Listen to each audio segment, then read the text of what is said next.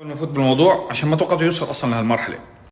اوكي مثل ما تعرفوا انه انا سوري، والدتي اللي ربتني من المغرب، فقررنا نعمل احتفال مغربي، احتفال بسيط مغربي عندنا بالبيت هيك. فاجت خالتي من المغرب، صار لي 15 سنه مش شايفها، المهم اجت وجابت لنا اللبس من محل بالمغرب، جابت لنا لبس لإلي ولساره مشان انه نلبس ونتصور وكل شيء. اجينا عملنا الاحتفال، خلصنا، نزلت على البوست على الانستغرام، نزلت احتفال مغربي، لان هو يعني والدتي مغربيه وحبت تحتفل فينا، فهيك عندهم بيساووا تمام.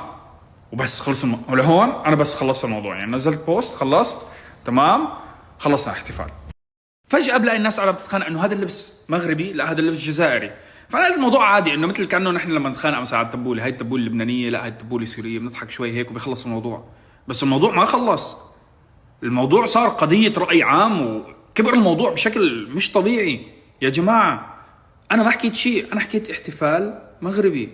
اللبس انا ما جبت سيره اللبس، انا ما حطيت ديزاينر هون وحطيت هون وحطيت، ما عملت شيء.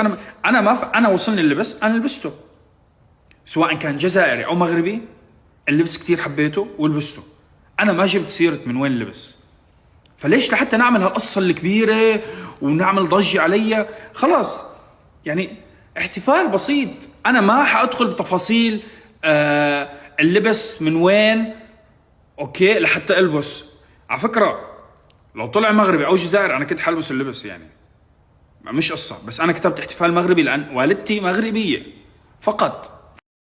انا والله لو بعرف انه هيك حيصير البس بنطلون جينز وتيشيرت وخلصت الموضوع. شو جايين انا من هالبلبله كلها؟ يعني انا مفكر انه عم بعمل شيء منيح، طلعت عم بعمل شيء سيء.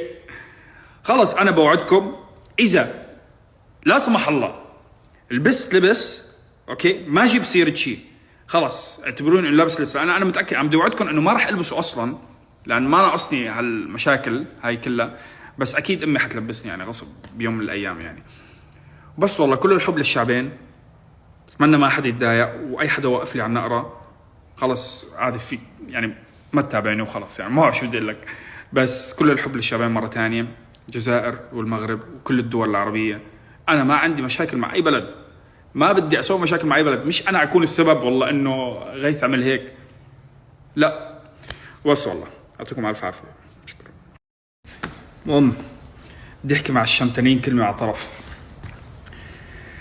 تامر مش جاي على عرسي، تفضلوا اشمتوا.